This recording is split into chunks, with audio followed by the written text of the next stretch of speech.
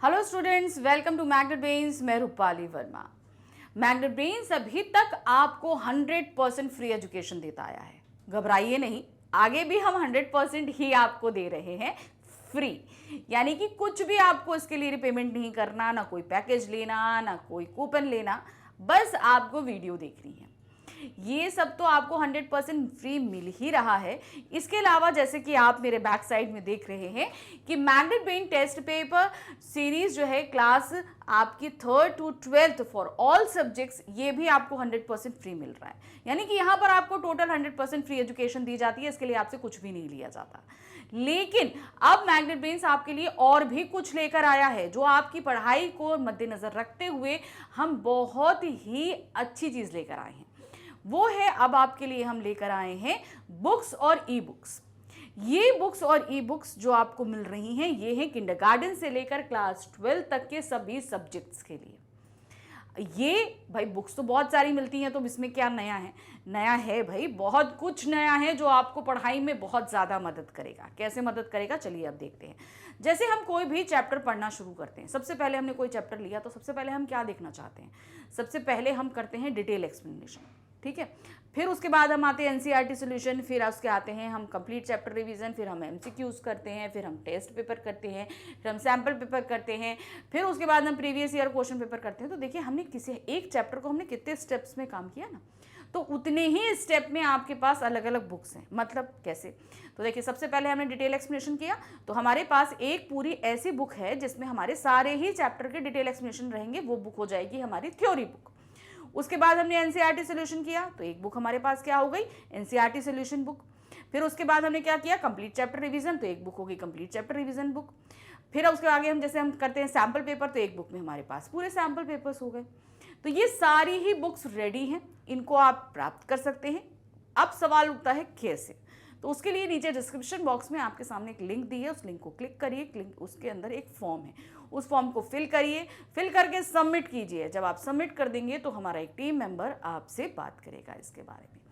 तो बस इतने आसान तरीके से आप ये बुक भी प्राप्त कर सकते हैं। तो ये तो हो गई एक इंपॉर्टेंट इन्फॉर्मेशन। तो चलिए वापस आ जाते हैं आज के वीडियो पे। आज का वीडियो जैसे कि आप देख रहे हैं, ये है मैग्नेट ब्रेन सैम्पल आपका टेस्ट पेपर सीरीज। अब ये जो टेस्ट पेपर आ रहे हैं, ये आपके हर एक चैप्टर के लेके हम आ रहे हैं। इसका पीडीएफ आपको पहले दे दिया जाता है, फिर उसके बाद हम क्या करते हैं, उसके सॉल्यूशंस लेकर आते हैं। तो अभी तक आपको जो है पीडीएफ मिल चुका है, आप सभी उसको सॉल्व कर लेंगे। सॉल्व करने के बाद अब आपको देखना है इस जो भी सोल्यूशन है उसका हम देखेंगे, आपने जो सोल्यूशन किए हैं क्या वो सही है, क्या नहीं है, क्या गड़बड़ है, क्या कहाँ पर मिस्टेक हो रही है, ये सब कुछ। और मान लीजिए आपसे कुछ मिस्टेक हो रही है तो आप उसी टॉपिक को दोबारा जाके पढ़ सकते हैं। तो अब सवाल उठता है कि भाई आज हम किस चीज़ का टेस्ट पेपर लेकर आए हैं, ये भी तो बताइए। तो आप सभी को पता है कि भाई हम हिंदी ही पढ़ाते हैं, तो हिंदी का ही होगा। सवाल उठता है क्लास का, तो चलिए क्लास भी देख लेते हैं कौन सी है, ठीक है। तो क्लास है हमारी 12th हिंदी इलेक्टिव, अंतरा भाग 2 गद्य खंड। आज जो चैप्टर है वो है चैप्टर नंबर 4 संवदिया। फणीश्वरनाथ रेणु जी की कहानी है, जिसमें हमने देखा था कि संवदिया एक व्यक्ति होता है जो किसी के भी संवाद यानी संदेश को जो है एज इट इज जाकर वही भाव, वही शब्दों, वही लय के साथ देता है। तो यहाँ पर कहानी थी बड़ी बहू यानी कि गांव की बड़ी बहू कि वो किस तरीके से अपना जीवन व्यतीत कर रही थी। बहुत ही बुरी तरीके से वो अपने मायके जो है वो संवदिया हरगोविंद के माध्यम से पहुँचाती है, मगर वो इतना इमोशनल संदेश होता है कि हरगोविंद उनको नहीं बता पाता है। और फिर क्या होता है, वापस लौट के आता है और बड़ी बहू की जिम्मेदारी अपने ऊपर लेता है कि मैं ही अब आपकी देखभाल करूँगा। तो ये पूरी कहानी हमने पढ़ी थी, अच्छे से समझ लिया था। अब इस पे आधारित प्रश्न है। तो जैसे प्रश्न सब्जेक्टिव और ऑब्जेक्टिव दोनों ही तरीके के हैं, तो शुरू करते हैं ऑब्जेक्टिव क्वेश्चन से, जहां पर हमारे पास सबसे पहले आ रहा है गद्यांश आधारित बहुविकल्पीय प्रश्न। तो पहला है, हरगोविंद को अचरज हुआ तो आज भी किसी को संवदिया की जरूरत पड़ सकती है। इस जमाने में जबकि गांव गांव में डाकघर खुल गए हैं, संवदिया के मार्फत संवाद क्यों भेजेगा कोई? आज तो आदमी घर बैठे ही लंका तक खबर भेज सकता है और वहां का कुशल संवाद मंगा सकता है। फिर उसकी बुलाहट क्यों हुई? हरगोविंद बड़ी हवेली की ट्यूटी डिहड़ी पार कर अंदर गया। सदा की भांति उसने वातावरण को सूंघ कर संवाद का अंदाजा लगाया।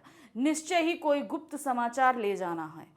चांद सूरज को भी नहीं मालूम हो, परेवा पंछी तक न जाने। तो यहाँ पर क्या था कि जब बड़ी हवेली से हरगोबिंद के लिए संदेश आया कि भाई तुमको बुलाया गया है, संदेश भेजना है, तो उन्हें बड़ा अचरज हुआ कि आज के समय में जब जगह जगह डाकघर खुल गए हैं तो इस संवदिया की क्या ज़रूरत है, और वो भी बड़ी हवेली से आया। तो इस चीज़ को लेकर वो बहुत ज़्यादा अचरज करता है और वहाँ पहुँच जाता है। अब इस पर प्रश्न देखिए क्या है। हरगोबिंद को किस बात का आश्चर्य होता है, उसे किस चीज़ का आश्चर्य हो रहा था? बड़े भैया की मृत्यु का समाचार सुनकर, वर्तमान समय में भी संवदिया की जरूरत पड़ने पर, संवदिया नियुक्त होने पर या हवेली की बुलावा आने पर। तो उसे अचरज किस बात था कि वर्तमान समय में भी संवदिया की जरूरत क्यों पड़ी? क्यों? क्योंकि जब घर घर डाकघर हर जगह डाकघर गांव गांव खुल गए हैं, तो भाई एक संवदिया की जरूरत किस लिए है? नेक्स्ट है, हरगोबिंद ने वातावरण को सूंघकर क्या अंदाजा लगाया? बड़ी बहू की रईसी का, हवेली में लड़ाई झगड़े का, हवेली के सुनसान होने का, या गुप्त समाचार होने का? तो उसने किस चीज का अंदाजा लगाया था कि जरूर ही कोई गुप्त समाचार होगा जो उसे लेके जाना है। नेक्स्ट है, बड़ी हवेली में हरगोबिंद को किसने बुलाया था?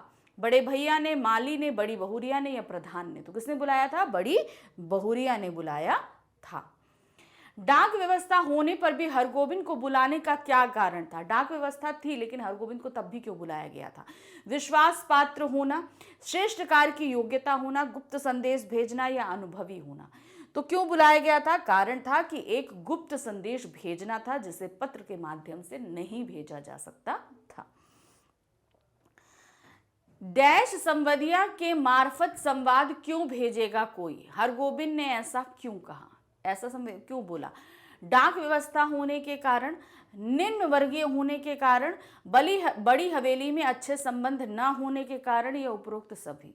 कि मतलब संवदिया के मार्फत कोई संदेश क्यों भेजेगा, ये चीज इसने किस लिए बोली थी? क्यों?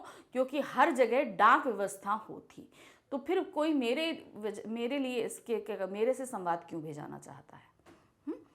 नेक्स्ट आते हैं, नंबर 2 हमारे पास गद्यांश है, संवदिया अर्थात संदेशवाहक।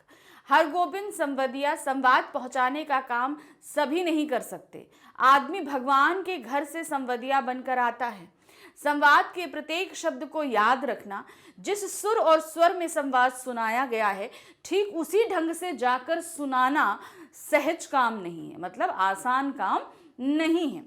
गांव के लोगों की गलत धारणा है कि निठल्ला, कामचोर और पेटू आदमी ही संवदिया का काम करता है। तो ये धारणा किसकी थी? गांव वालों की धारणा थी कि कोई जो निठल्ला बैठा है, बहुत खाने में उस्ताद है, वही संवदिया का काम कर सकता है। ना आगे नाप न पीछे पगहा, बिना मजदूरी लिए ही जो गांव गांव संवाद पहुंचावे उसको और क्या कहा जाएगा? औरतों का गुलाम, जरा सी मीठी बोली सुनकर ही नशे में आ जाए, ऐसे मर्द को भी भला मर्द कहेंगे? किंतु गांव में कौन ऐसा है जिसके घर में माँ बहू बेटी का संवाद हरगोबिंद ने नहीं पहुंचाया? लेकिन ऐसा संवाद पहली बार ले जा रहा था वह। तो यहाँ पर ये सोच रहा था कि संवदिया के बारे में लोगों की क्या क्या सोच है, और वाकई में संवदिया का काम कितना मुश्किल है, और उसने सभी गांव के सभी लोगों का संवाद लगभग पहुंचाया था। प्रश्न है, गांव वालों की किस संबंध में गलत धारणा थी? कौन से ऐसी चीज थी जिसपे गांव वालों की धारणा गलत थी? बड़ी बहू के बारे में, संवदिया के बारे में, डाकिया के बारे में, या मजदूर के बारे में? तो गलत धारणा थी संवदिया के बारे में। नेक्स्ट है, निम्नलिखित में से संवदिया के विषय में गलत कथन क्या है? अब हमारे सामने 4 कथन दिए गए हैं, इनमें से बताना है कि संवदिया के मामले में वो गलत कथन कौन सा है। वह बिना मजदूरी लिए गांव गांव संवाद पहुंचाता है, वह संवाद के प्रत्येक शब्द को याद रखता है, वह संवाद को यथावत पहुंचाने का कार्य करता है, वह संवाद पहुंचाने वाले से मोटी धनराशि लेता है। तो गद्यांश के हिसाब से जो गलत कथन है वह है हमारा घा, क्योंकि वो कोई भी धनराशि नहीं लेता है। बोला ना फ्री में पहुंचाता है, तो क्या है, वो कोई भी मोटी धनराशि नहीं लेता, ये कथन गलत है। नेक्स्ट आते हैं, लेकिन ऐसा संवाद पहली बार ले जा रहा है वह। यहाँ कैसे संवाद के विषय में कहा गया है? कैसा संवाद लेकर जा रहा था वो? जाहिर सी बात है कि एक दुखद संवाद था। मतलब जिसमें बहुत ही ज़्यादा करुणा भरी हुई थी। तो क्या था, हास्य, दुखद, सुखद या शिकायती, तो वो जो संवाद लेके जा रहा था वो था दुखद, क्योंकि बड़ी बहू का जो संवाद था ना कि किस तरीके से साग बथुआ खाकर वो अपनी जीवन व्यतीत कर रही हैं, अगर उनके मायके वाले उन्हें नहीं ले गए तो वो जो है वो एक घड़ा बांधकर पोखर में अपनी जान दे देंगी। तो ये उनकी जो तकलीफ थी उस संवाद में थी, और इस तरह का संवाद उसने अभी तक नहीं पहुंचाया था। लेखक के अनुसार आदमी भगवान के घर से क्या बनकर आता है, संवदिया, निठल्ला, कामचोर या गुलाम? तो वो होता है संवदिया बनकर आता है। संवदिया किसको कहते हैं? संवाद करने वाले को, संदेशवाहक को, भरपेट भोजन करने वाले को, औरतों की गुलामी करने वाले को। तो संवदिया कौन होता है? संदेशवाहक, अर्थात जो संदेश लेकर जाता है। अब हमारे पास शुरू हो रहे हैं हमारे सब्जेक्टिव प्रश्न, यानी कि वर्णनात्मक। यहाँ पर हमें सभी क्वेश्चंस के आंसर्स डिटेलिंग में देने हैं। तो क्या है, बड़ी हवेली से बुलावा आने पर हरगोविंद के मन में किस प्रकार की आशंका हुई? जब बड़ी हवेली से बड़ी बहुरिया का बुलावा आया तो उसे किस बात का जो है आशंका हुई कि क्या हो गया है, वो आपको यहाँ लिखना है। तो क्या है, ऐसे समय में जब गांव गांव डाकखाने खुल गए हैं, आदमी घर बैठे दूर दूर की खबरें पा सकता है। तब बड़ी हवेली से बुलावा मिलने पर हरगोविंद को हैरानी हुई कि भाई बड़ी हवेली है, वो लोग भी तो डाक भिजवा सकते थे, लेकिन मुझे क्यों बुलाया? इस बात से वो हैरान था। हरगोविंद समझ गया कि अवश्य ही कोई ऐसा संवाद होगा जिसमें किसी को मालूम हुए बिना गुप्त रूप से उस संदेश को गंतव्य तक पहुंचाने वाली बात होगी। यानी कि कुछ वाकई में ऐसा गुप्त संदेश होगा कि जो है वो हम डाक के माध्यम से नहीं पहुंचा सकते। पहले क्या होते थे, पोस्ट कार्ड्स होते थे। पहले डाकघर पे क्या चलते थे, पोस्ट कार्ड्स चलते थे। तो पोस्ट कार्ड्स में जो भी लिखा जाता था उसे कोई भी पढ़ सकता था, क्योंकि वो एक एनवेलप पे नहीं होता था, कार्ड पे होता था, लिखा होता था दोनों ही तरफ। तो कोई भी अगर लेटर लेगा तो उसे बहुत ही आसानी से वो पढ़ सकता था। तो इस तरीके से जो गुप्त संदेश हो उसे हम पोस्ट कार्ड पे लिख के नहीं भेज सकते थे। तो ऐसे में संदेशवाहक को ही बुलाया गया, इसीलिए हरगोविंद को बुलाया गया था। ऐसा समाचार जिसका पता चांद सूरज को भी नहीं लगे, पक्षियों तक को उस बात की जानकारी ना हो। हरगोविंद की आशंका सच निकली। उसे बड़ी बहुरिया की पीड़ा को उसकी मां तक पहुंचाने की जिम्मेदारी दी गई थी। तो क्या था, बड़ी बहुरिया की तकलीफ जो है वो उसकी मां तक पहुंचानी थी। तो ये वाकई एक गुप्त बात थी जो लेकर जाना था। दूसरा प्रश्न है, जलालगढ़ पहुंचने के बाद बहुरिया के सामने हरगोविंद ने क्या संकल्प किया? उसके संकल्प में उसके चरित्र की कौन सी विशेषता उद्घाटित होती है? तो क्या था, वो संवाद वहां जाके नहीं सुना पाया। उससे संदेश दिया कि वहाँ सब कुछ ठीक है, सही है। क्यों? क्योंकि अगर वो संवाद वहाँ सुनाता तो उसके गांव की बेइज्जती होती, और बड़ी बहुरिया जिसे घर की लक्ष्मी यानी गांव की लक्ष्मी कहा जाता है वो वहाँ घर छोड़ के चली जाती। तो इसलिए उसने ये काम नहीं किया। लौट कर आता है, वो संकल्प लेता है कि उनकी सारी दुख दर्द तकलीफ, उनकी सभी जिम्मेदारी खुद हरगोविंद लेगा, उनकी आज से देखभाल करेगा, उनके खाने पीने रहने हर एक चीज़ की ज़रूरतों का ध्यान करेगा, वो आज से काम करेगा और उनकी जिम्मेदारी उठाएगा। तो इस तरह का उसने संकल्प लिया था। तो इससे ये पता चलता है कि ये जो हरगोविंद है ये बहुत ही करुणामय जो दिल का व्यक्ति है। तो उसके अलावा और भी इसकी विशेषता है, देखते हैं क्या है। जलालगढ़ पहुंचकर हरगोविंद ने बड़ी बहुरिया के पैर पकड़कर माफी मांगी, ये तथा यह भी बताया कि वह उसका संवाद उनके प्रियजनों अर्थात परिवार वालों को नहीं पहुंचा सका। साथ ही संवदिया ने उनके सामने यह संकल्प लिया कि अब वह बहुरिया के मायके नहीं जाने देगा, यानी कि वो बड़ी बहू को मायके नहीं जाने देगा। वह खाली नहीं बैठेगा, पूरी मेहनत और दिल से उनकी सेवा करेगा। वह उन्हें किसी प्रकार का कोई कष्ट नहीं होने देगा, उनकी देखभाल करेगा। हरगोविंद के इस संकल्प ने उसके संवेदनशील, भावुक और करुणा से भरे होने का पता चलता है। वह बड़ी बहुरिया को दुखी नहीं देखना चाहता था। कोई बड़ी बहुरिया का अपमान करे यह देखकर वह व्यथित होता था। हरगोविंद के संकल्प में उसके कर्मठ होने की विशेषता भी निहित है। तो जैसे लोगों का ये था ना कि भाई जो संवदिया होता है वो निठल्ला व्यक्ति होता है, लेकिन यहाँ पर इस संकल्प से ये पता चला कि संवदिया जो यानी कि हरगोविंद जो है वो एक कर्मठ व्यक्ति है, भावुक है, कर्मशील व्यक्ति है, ये हमें पता चल रहा है। ये उसकी विशेषताएं हैं।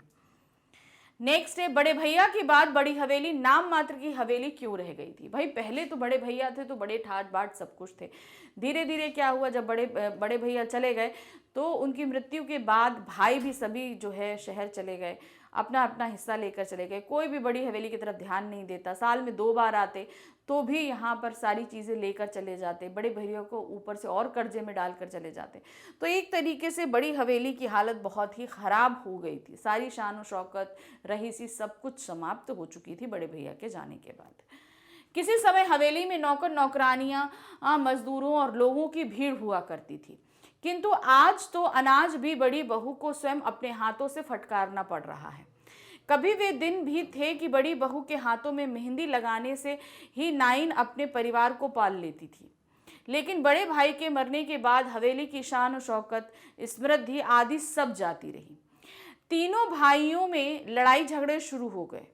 उनकी जमीन पर रायतों यानी प्रजा ने कब्जा कर लिया और तीनों भाई शहर में जाकर बसकर रहने लगे। बड़ी बहू अकेली हवेली में रह गई। उनके देवरों ने उनके जेवर और बनारसी साड़ी का भी बंटवारा कर लिया। इसके बाद बड़ी हवेली की स्थिति बिगड़ गई, क्योंकि देवरों ने हवेली तथा अपनी भाभी की खैर खबर तक नहीं ली। इसी कारण बड़ी हवेली नाम मात्र की हवेली रह गई। तो एक तरीके से घर वालों ने ही, एक जो 3 भाई बचे थे बड़े भाई के बाद में, उनके आपसी झगड़ों, उनके बंटवारे और उनके लड़ाई झगड़ों ने इस हवेली को निस्ते-नाबूद कर दिया। लोग अब जब घर में झगड़ा है तो बाहर के लोग भी फ़ायदा उठाएंगे। उन लोगों ने सारी प्रॉपर्टी, बाहर की जितनी ज़मीनें थी उन पर कब्जा कर लिया कि भाई अब कोई देखने वाला नहीं है, कौन करेगा। अगर हम कर भी लेंगे तो कौन हमसे आके लड़ेगा, बड़ी बहुरियाँ थोड़ी ना आके लड़ेंगी, घर में कोई आदमी नहीं है, कैसे करेगा। तो ये सारी सोच के चलते सारी ज़मीन चली गई और धीरे धीरे जो है बड़ी हवेली पूरी तरीके से खत्म होती चली गई। सिर्फ नाम मात्र उसमें रह गई कि बड़ी हवेली, वो शान और शौकत सब कुछ खत्म हो गई थी। नेक्स्ट है, बड़ी बहू के देवर देवरानियों के लिए हरगोबिंद क्या भावना रखता था।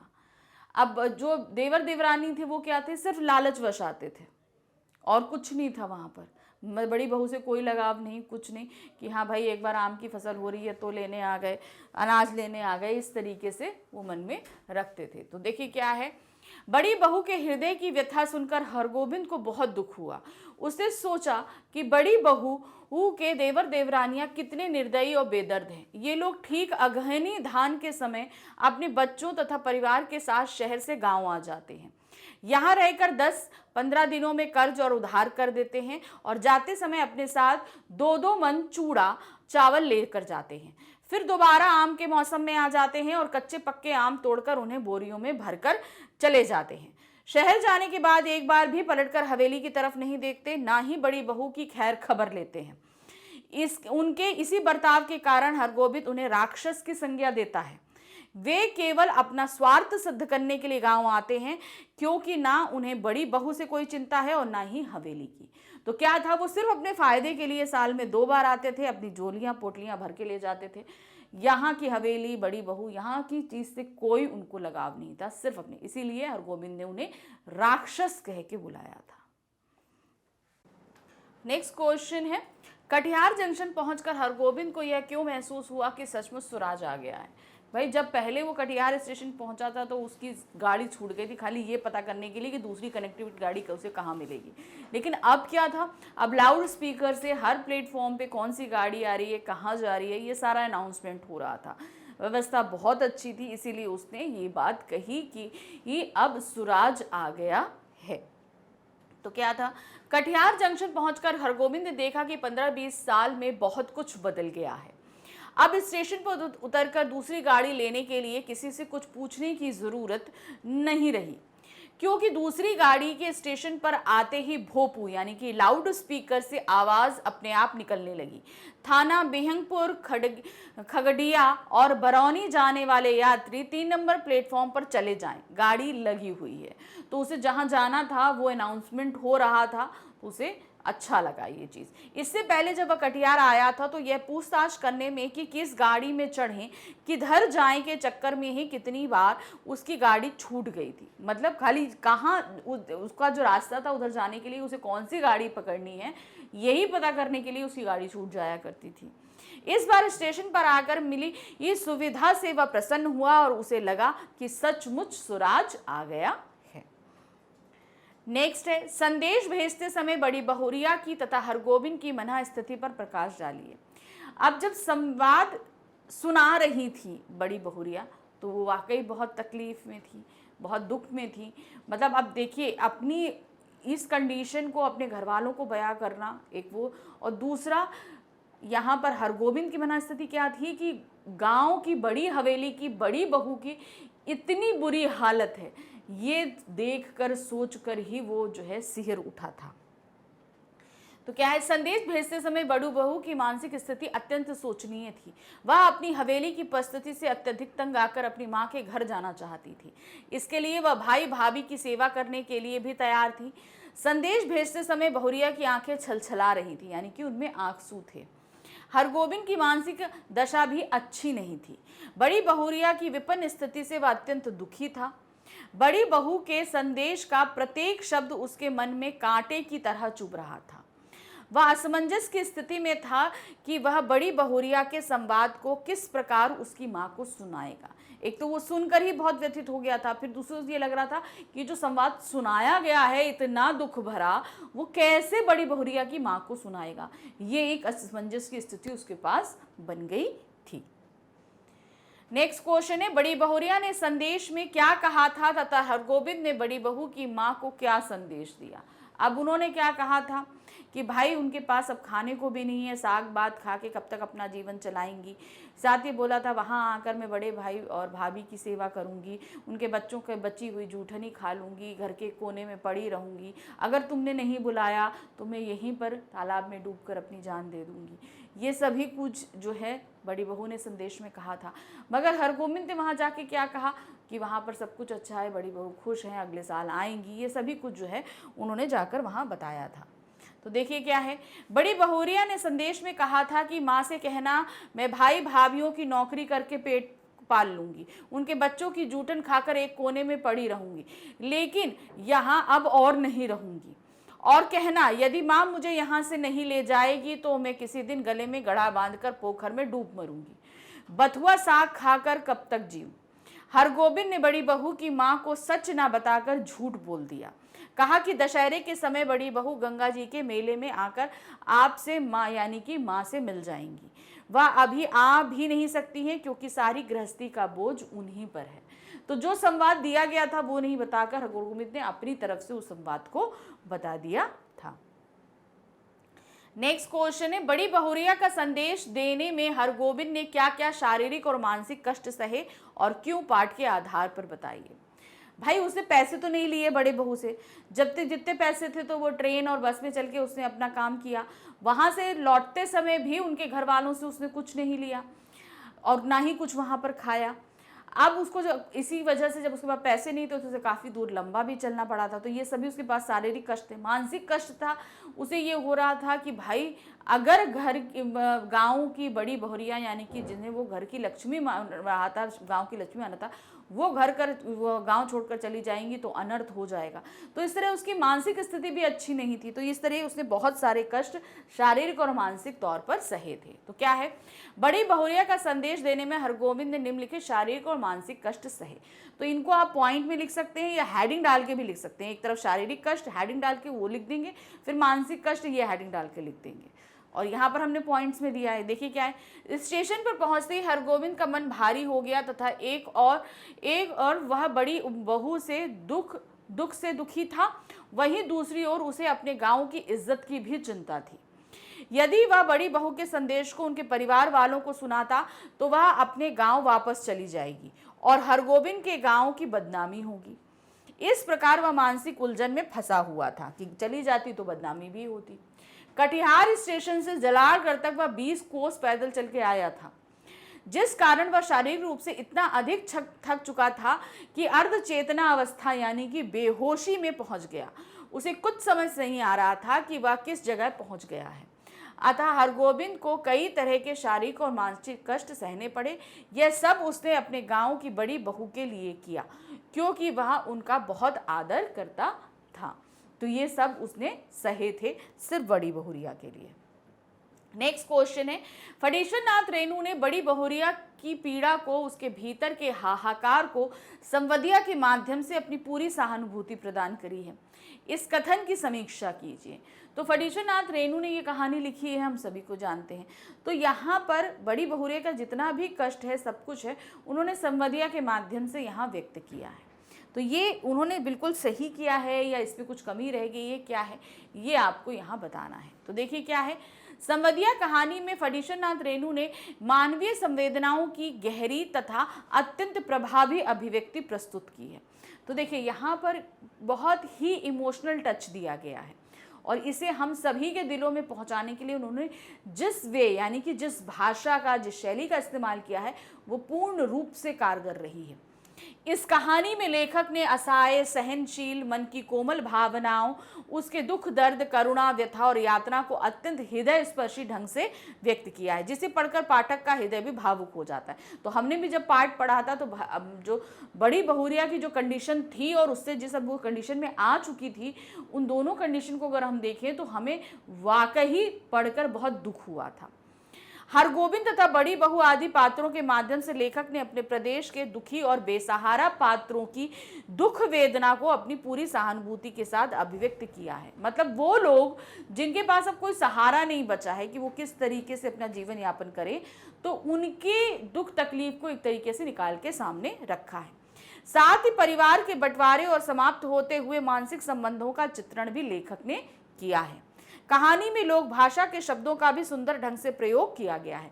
तो बहुत से ऐसे शब्द लिए हैं जो उस जिस अंचल का इन्होंने लिखा है उस क्षेत्रीय भाषा का इस्तेमाल है। तो इस तरीके से हम कह सकते हैं जो चीज़ यहाँ पर हमने पढ़ी है, उन्होंने जो भावनाएं, संवेदनाएं प्रकट करने की कोशिश करी है, वो बिल्कुल सटीक ढंग से हम सभी तक पहुँची भी है।